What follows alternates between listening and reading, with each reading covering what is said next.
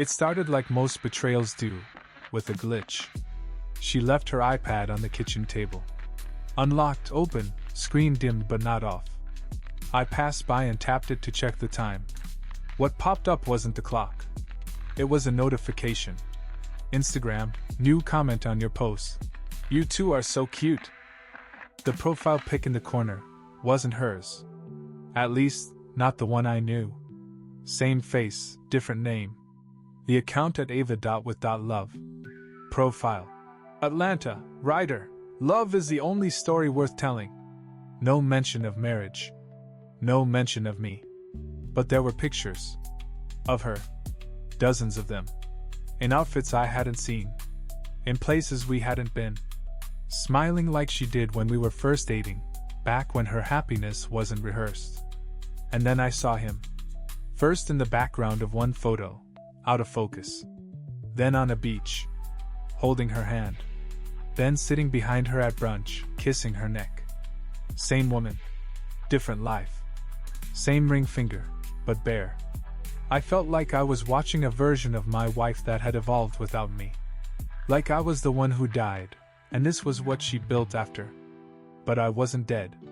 I was standing in my kitchen, staring at a stranger's page, built by the person I shared a bed with every night. I didn't confront her that night.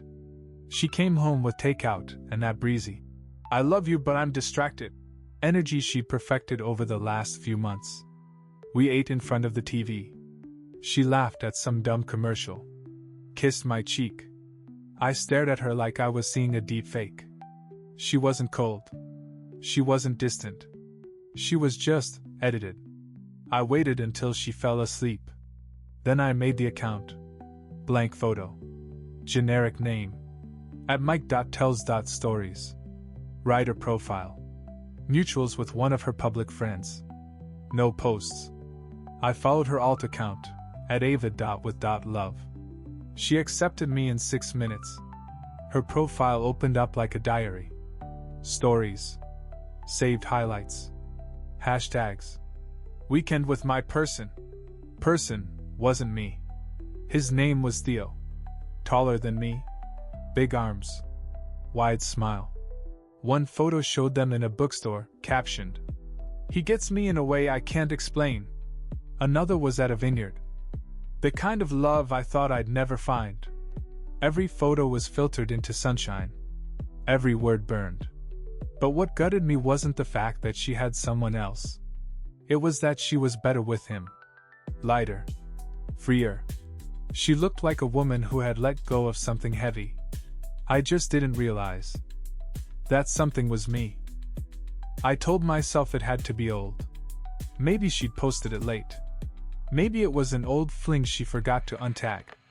Maybe I was the one inventing timelines in my head. But I couldn't let it go. I scrolled deeper. Down her fake feed. Past smiles, sunsets, Sunday brunches with him. Until I hit one I recognized.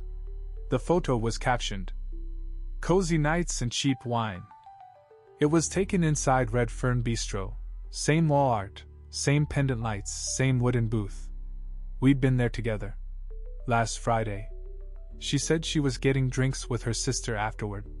Told me not to wait up. She even kissed me in the car before leaving. Now I looked again. Her outfit in the photo? Same sweater. Same hair. Same earrings. Except in the pic, she was with Theo. Same booth we sat in an hour earlier. Same night. Just a different side of her evening. I checked the timestamp. 9:44 p.m. Which meant while I was home, watching reruns, trying to ignore the fact that she hadn't texted goodnight. She was across town, sitting beside him. His arm around her shoulders. Her lips on his neck. It wasn't an affair anymore. It was a rotation. 2 versions of herself. Scheduled. Compartmentalized. Clean. And I was the Monday through Friday, suit and tie husband.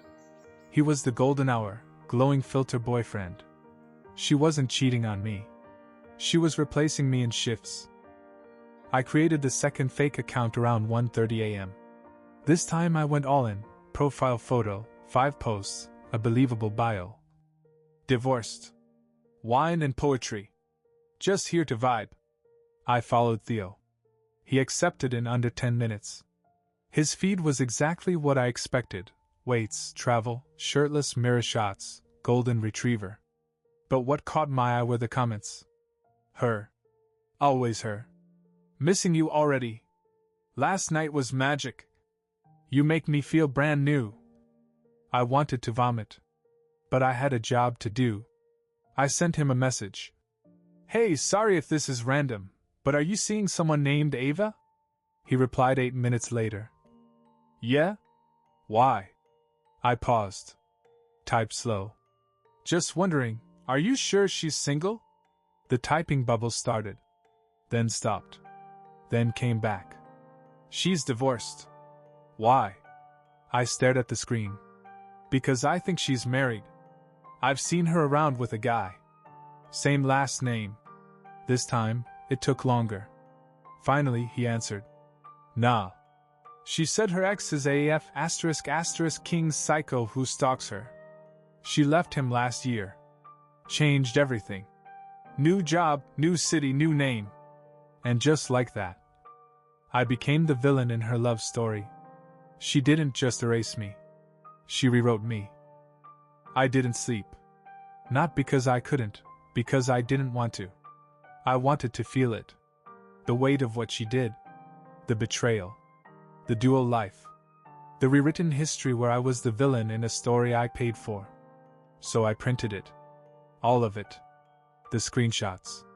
The Instagram comments. The brunch photos. The chat with Theo. The caption where she called me her crazy ex. I bought a plain black box from a 24-hour store. Lined it with every lie I could fit on paper. And on top, I put her wedding ring. The one she'd stopped wearing 6 months ago because it felt tight. I didn't leave a note. I didn't need to. I packed a bag and left just before sunrise. No phone. No GPS. Just the highway and static on the radio. I drove until I didn't recognize the road anymore. Stopped at a motel in the middle of nowhere. No reception. No calls. No signal.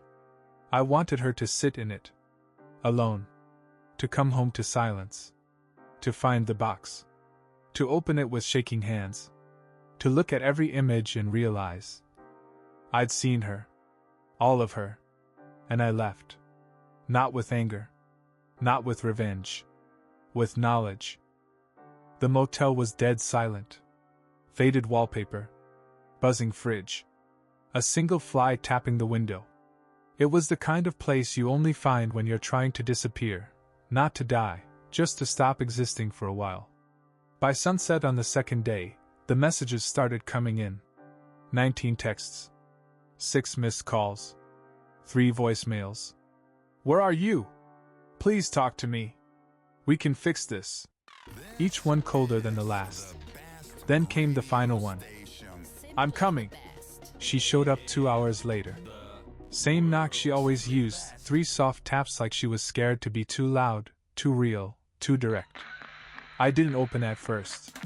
When I finally did, she stood there with tears she didn't earn and a face I no longer trusted. You left, she whispered. I did. Why didn't you just talk to me? I tried. For a year.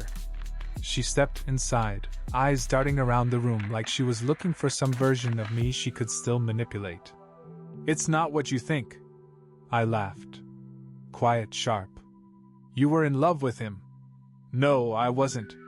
You had a second name. That wasn't real. You deleted me. It was just online. I looked at her, really looked.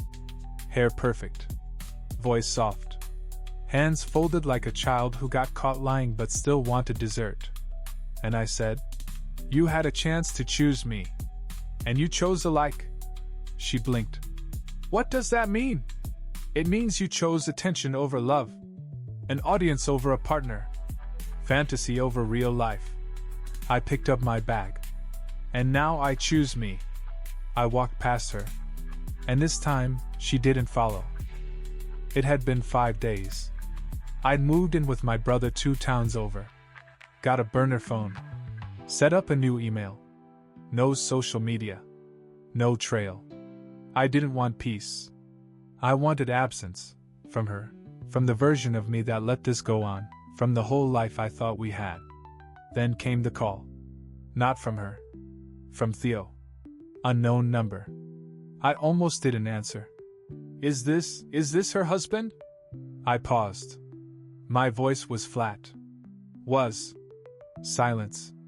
Then he said, I didn't believe it at first. I thought you were the psycho she talked about. Yeah, I said. Me too. He went quiet again. Then, she lied to both of us. Turns out, when I left, she tried to hold on to him. Told him I was violent. That I hacked her life.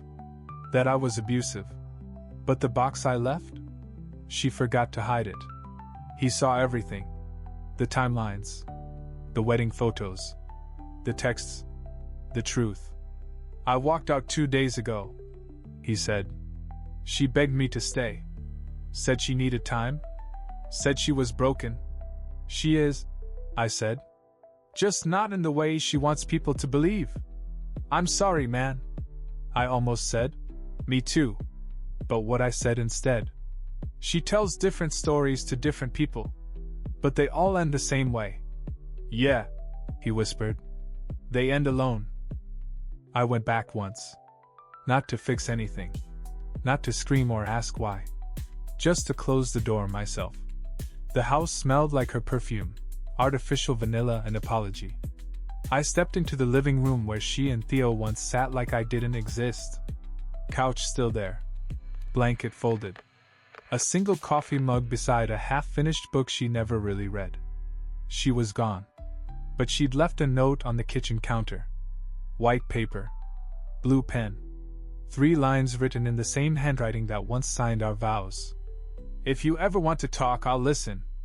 I miss who we used to be. I hope one day you'll forgive me. I didn't read it twice. Didn't fold it. Didn't burn it either. Just placed it back down and walked to the hallway. Our bedroom was untouched. Still smelled like sleep. Still felt like betrayal.